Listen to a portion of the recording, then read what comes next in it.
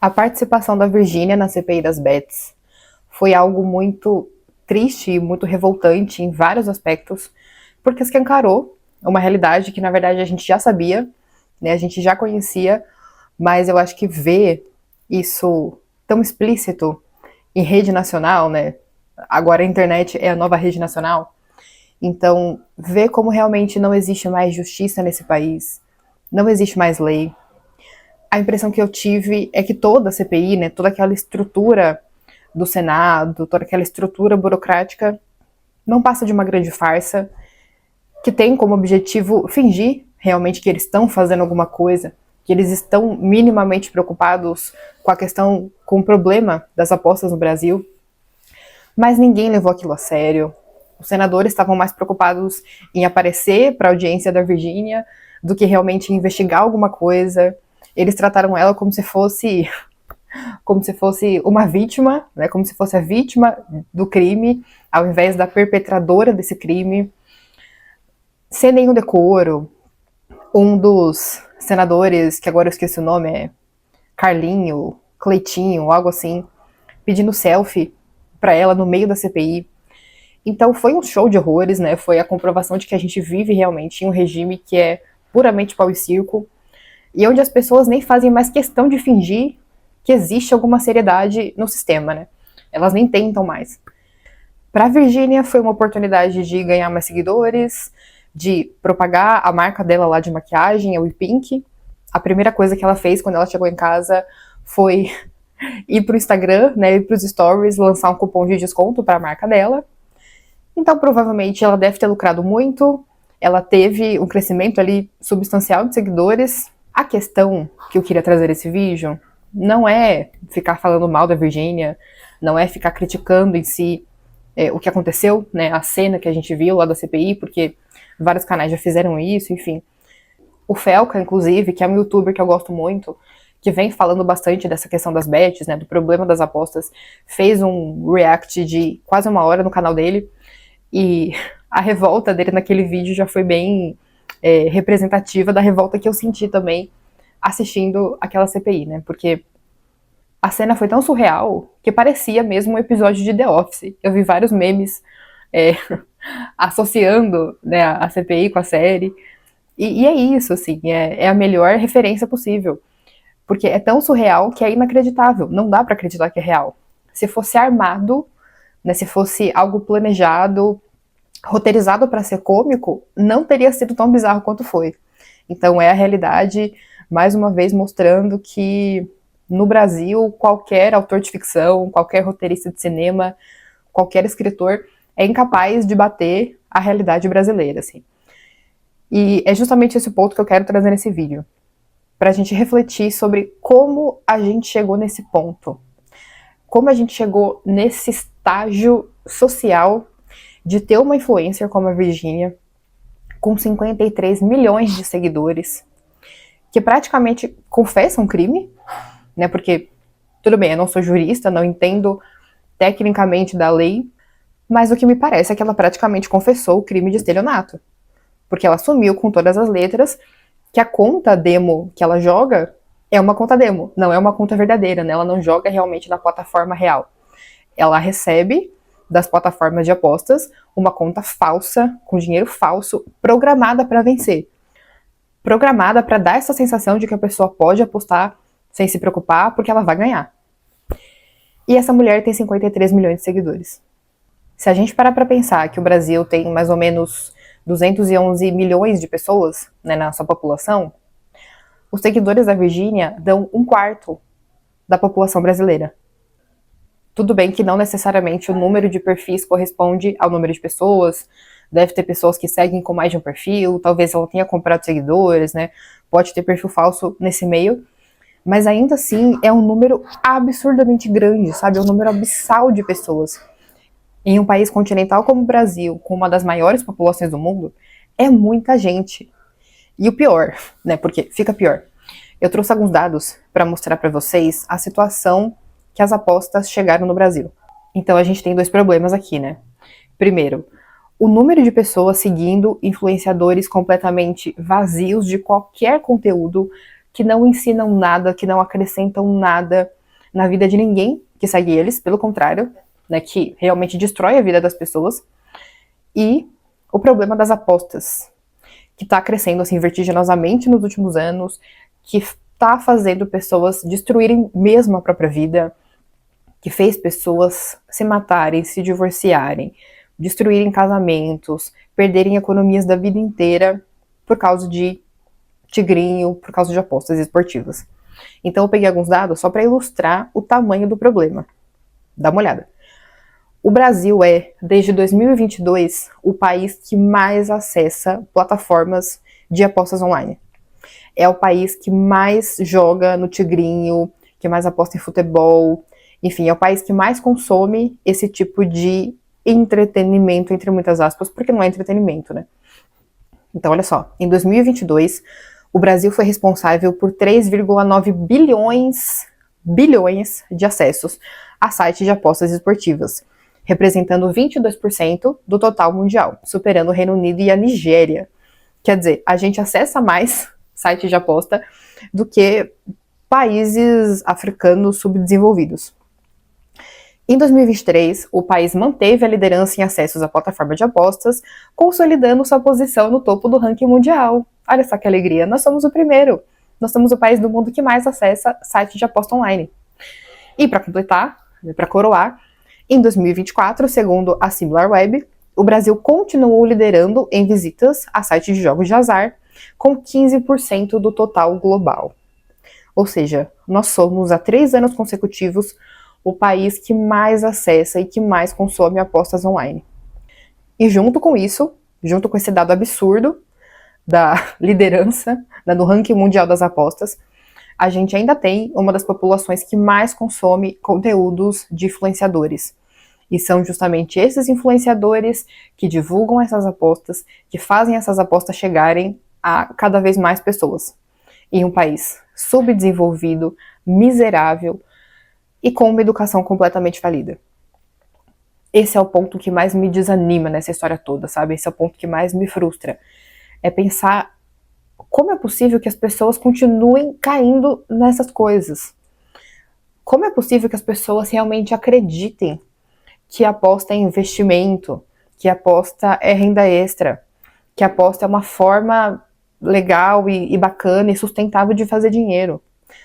Ontem eu vi um documentário da UOL, se eu não me engano, contando a história de um homem que tirou a própria vida por causa de apostas. Ele começou com pequenas apostas, né, como geralmente as pessoas fazem, apostando ali 10, 20, 30 reais, começou a ganhar, e como ele viu que ele estava ganhando de forma mais ou menos consistente, ali toda semana ele ganhava um pouco, ele decidiu começar a viver disso. Então ele abandonou o emprego, né, ele tinha um emprego bom, porque ele era casado, ele tinha família, né, tinha 3 filhos, e ainda assim ele achou que seria plausível, né, que ele conseguiria viver de aposta, e começou a tratar as apostas como se fosse um investimento. Começou a pegar dinheiro dos amigos para investir o dinheiro dos amigos em aposta, para fazer lucro em cima disso, né, para gerar juros e tal. E obviamente, logo ele perdeu, né, ele acabou torrando todo o dinheiro dos amigos, perdeu tudo, começou a entrar em dívidas, né, para tentar recuperar esse dinheiro e entrou naquele mecanismo do vício. A pessoa perde, fica frustrada, tenta recuperar, né, joga mais para tentar recuperar o que ela perdeu, perde de novo, e isso faz ela entrar num ciclo vicioso, onde cada vez ela vai apostando mais, perdendo mais e jogando de novo para tentar recuperar, e aquilo vira um buraco negro que nunca se fecha, né, que a pessoa nunca consegue recuperar o dinheiro que ela perdeu. Ela sempre vai perder mais. Ela nunca vai conseguir ganhar mais do que ela perde. Então ele entrou nesse mecanismo, nesse ciclo vicioso, e no fim das contas acabou se matando, porque ele se endividou pra caramba, ele teve que vender casa para pagar o valor que ele estava devendo, e ele não conseguiu, né, suportar o sofrimento do que ele tinha feito e acabou tirando a própria vida, deixando 3 filhos. E aí eu me pergunto, cadê a educação brasileira? Cadê a pátria educadora? Cadê a educação pública, universal, de qualidade para todos? Talvez essa seja uma das maiores mentiras, assim, que já foi contada na política nacional. Essa história de que o Brasil seria capaz de educar plenamente 200 milhões de pessoas dentro do sistema educacional que a gente tem hoje. Então, para mim, é muito claro que o fato da gente ter chegado nesse nível, onde as pessoas realmente acreditam que elas vão conseguir viver de aposta, que elas vão conseguir fazer o dinheiro da vida delas, sabe? O dinheiro de pagar o aluguel, de comprar a comida do filho, né? De sustentar a família. Que elas vão conseguir fazer isso de maneira sustentável através de aposta, como se fosse um investimento na bolsa, como se fosse um trabalho como outro qualquer. É um sintoma, assim, muito claro, muito evidente de que simplesmente a nossa educação faliu. Não é nem que ela faliu, ela nunca existiu. Sabe, essa ideia de que a gente iria alfabetizar universalmente todo mundo, que a gente iria erradicar o analfabetismo, simplesmente não acontece. A gente consegue ali, malemar, fazer as pessoas deixarem de ser completamente analfabetas, mas elas param no nível ali do semi-analfabetismo e elas não conseguem avançar para além disso. Elas não conseguem lidar com questões básicas do dia a dia delas. Elas não conseguem lidar com as finanças pessoais. Elas não entendem como é que funciona um investimento, como funciona... elas não entendem, realmente não entendem a diferença de um investimento para uma aposta. Então, assim, que educação é essa? Que é incapaz de formar as pessoas para conseguirem dar conta das questões mais básicas, sabe, mais fundamentais da vida. A gente não tá nem falando de tornar as pessoas super letradas, né, super eruditas, com conhecimento profundo de filosofia, de literatura, de história, das artes liberais, não, sabe, é o básico do básico que não consegue ser suprido pela educação brasileira pública. E quando eu falo isso, quando eu faço essa reflexão, não é para culpar essas pessoas, sabe, não é para dizer que elas são burras, que de alguma forma elas são responsáveis por estarem nessa situação, porque elas realmente não têm culpa nenhuma. Elas não tiveram outra alternativa, né? Elas nunca tiveram acesso à educação de verdade na vida delas. Os pais delas, muitas vezes, foram educados também nesse mesmo sistema, então o problema vem de lá de trás, né? São famílias, são gerações que não recebem uma educação verdadeira. É uma farsa, porque não existe educação real ali. As pessoas vão para a escola, porque elas são obrigadas, né? Porque os pais não têm outra alternativa. É imposto pela lei que toda criança tem que estar na escola dos 4 aos 17 anos. Então essas crianças vão para a escola e elas passam praticamente toda a infância e adolescência delas dentro desse sistema e elas saem de lá sem saber viver, sem saber lidar com as questões fundamentais que vão ser essenciais para elas sobreviverem. E aí elas chegam nesse ponto, né, nesse ponto de miséria, nesse ponto de desespero mesmo, onde, como elas não tiveram uma educação minimamente razoável, elas não conseguem entrar em bons empregos, elas não conseguem se manter empregadas, elas não conseguem ascender na carreira, né, em grandes empresas, ou, enfim, as indústrias praticamente não existem mais no Brasil, né, porque o nosso governo maravilhoso desindustrializou o país. Então as pessoas não têm alternativa.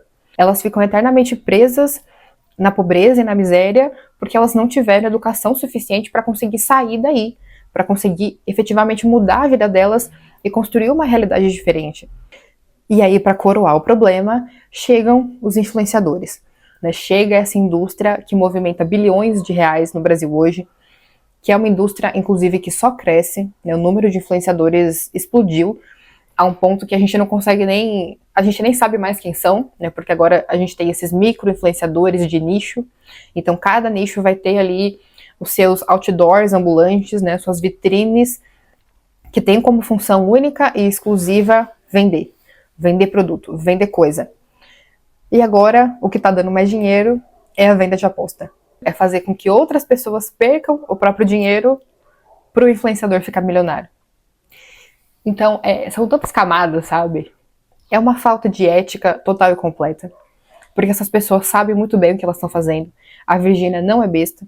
Obviamente, né, a escolha da roupa lá com a cara da filha dela estampada no moletom, o cabelo solto, a garrafinha rosa da Stanley, aquilo claramente, né, todo mundo sabe que aquilo foi uma estratégia de marketing para tirar a responsabilidade dela, para passar a imagem de que ela era uma menininha, uma coitadinha que não sabia direito o que estava fazendo, que foi, de alguma forma, enganada pelo contrato ali. E a gente sabe também que isso é mentira, né? A gente que tem 2 neurônios sabe que foi uma estratégia de marketing, que ela sabia, sim, muito bem o que ela estava fazendo, e fez de forma muito ciente, sabendo das consequências que teria. Então ela simplesmente não se importa. A verdade é essa. Ela e todos os outros influencers grandes, né? A Deolane, o Carlinhos Maia, todo esse pessoal com milhões de seguidores que divulga Tigrinho, que divulga aposta todo dia, eles sabem muito bem da consequência do que eles estão fazendo e eles simplesmente não se importam. Eles não estão nem aí para a audiência deles. Eles não se importam com a vida de milhares de pessoas que são prejudicadas por causa da atitude deles. Mas até aí, o ser humano sempre foi meio escroto, né? O ser humano nunca foi muito confiável. A gente sempre soube que as pessoas têm uma facilidade muito grande de se corromper por conta do dinheiro. Então até aí, pelo menos para mim, não tem grandes surpresas. Mas o que me surpreende é que a audiência dessas pessoas não percebe o que está acontecendo. As pessoas não percebem que estão sendo feitas de trouxa. Elas não conseguem enxergar. Tá ali na cara delas, sabe? Tá escrito. E ainda assim, elas continuam seguindo, elas continuam aplaudindo e elas continuam apostando. Quando a Virgínia falou naquele lugar, com todas as letras, para todo mundo ouvir, que ela usou uma conta falsa para divulgar as apostas, que ela usava uma conta programada para ganhar, né, programada para enganar as pessoas e fazer elas acreditarem que elas podiam jogar sem problema, né, sem se preocupar, porque elas iam ganhar com certeza. E não aconteceu nada, sabe? Ninguém fez nada. Os senadores lá não tiveram reação. E aí depois você vai olhar o Instagram dela e não teve uma debandada em massa de seguidores, entendeu? Ela não perdeu 10 milhões de seguidores, 5 milhões, 1 milhãozinho que seja. Não aconteceu nada. As pessoas continuam lá, continuam aplaudindo, continuam confiando, adorando, fazendo meme com a filha dela, dizendo quanto amam aquelas crianças. E o pior, né? Apostando na porcaria do jogo. Então, para mim, essa é uma evidência muito clara de que simplesmente a educação brasileira faliu. Faliu, não existe mais. Não existe nada que a gente possa chamar verdadeiramente de educação no sistema educacional brasileiro. A gente pode ter ali uma semi-alfabetização, entendeu? As pessoas podem aprender as letras, né? Elas podem aprender a decodificar as palavras, a escrever frases simples, e é isso. Não passa disso. As pessoas passam 15 anos dentro de uma escola e elas não conseguem saber, não conseguem compreender que elas estão sendo enganadas na cara dura. Elas não conseguem diferenciar uma pessoa que está passando uma informação verdadeira de uma informação falsa, de uma informação mentirosa, manipuladora. Elas não conseguem discernir isso. Eu odeio ser a pessoa que faz vídeo nesse tom pessimista, né, que fica sem esperança. Não gosto de ser youtuber que vem aqui fazer crítica social, sabe? Criticar a situação do Brasil, a famosa crítica social foda, né? E falar mal das instituições, e falar mal de todo mundo, e não apresentar nenhuma solução concreta, sabe? Não mostrar uma forma pela qual a gente pode sair da situação que a gente se encontra. É muito frustrante pra mim fazer esse tipo de conteúdo que só chove no molhado, que só chuta cachorro morto, e depois fala pras pessoas, tipo, cada um que se vire, cada um vai chorar no seu canto e pronto. Então, eu quero realmente combater esse problema de alguma forma, sabe? Essa é uma questão que me atinge muito pessoalmente também, porque eu sou mãe, né? Eu já tenho uma filha, pretendo ter mais. Então, eu não quero que meus filhos cresçam em uma sociedade cuja educação pública não é capaz de fazer eles darem conta das coisas mais básicas da vida. Pelo ritmo que a coisa vai, pelo que a gente tem visto nos últimos meses, essa situação não vai mudar nas próximas décadas. Não vai. A coisa vai continuar assim, vai permanecer assim, talvez inclusive piorando nos próximos anos. Então a forma que eu encontrei para tentar fazer alguma coisa para mudar essa situação, né, nem que seja num nível micro aqui, num âmbito pequeno mesmo, pessoal, é trazer iniciativas de educação aqui para o canal, né, é produzir um conteúdo mais educativo, pegar as coisas que eu estou aprendendo, tanto na pós em antropologia, quanto na faculdade de filosofia, e gravar aulas sobre esses temas aqui para vocês, né? Então eu vou fazer isso nos próximos meses, nas próximas semanas. E eu estou participando de um projeto educativo que aí sim já está consolidado aí há quase 10 anos. Esse projeto é o Contra os Acadêmicos. que é famoso aí na Lavosfera pelas listas de leitura, né, pelo conteúdo sobre filosofia, filosofia clássica. Então eu estou produzindo conteúdo para lá. Nos próximos meses a gente vai ter várias novidades. Vamos publicar o novo site com novos artigos, novos escritores, né, novos colunistas. A gente vai publicar cursos também. A gente já tem vários cursos prontos e outros em gravação.